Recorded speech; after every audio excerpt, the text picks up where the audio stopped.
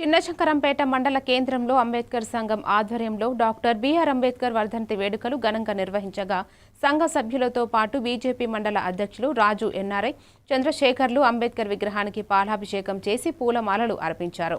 ప్రజాస్వామ్య విలువలను కాపాడుతూ అంబేద్కర్ ఆశయాలను కొనసాగించాలని, ఎన్నికల సమయంలో రావిన ఈ వర్ధంతి ఓటు హక్కును నిర్భయంగా వినియోగించుకోవాలనే సందేశాన్ని గుర్తు చేస్తుందని వారు పేర్కొన్నారు.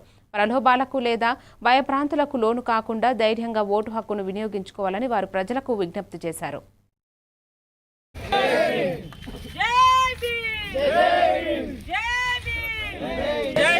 అంబేద్కర్ గారి వర్ధంతి సందర్భంగా ఈరోజు చిన్నశంకరంపేట గ్రామంలో స్థానిక ఎస్సీ వాడలో అంబేద్కర్ గారి విగ్రహానికి పాలాభిషేకం చేసి పూలమాలలు వేసి నివాళులు అర్పించడం జరిగింది.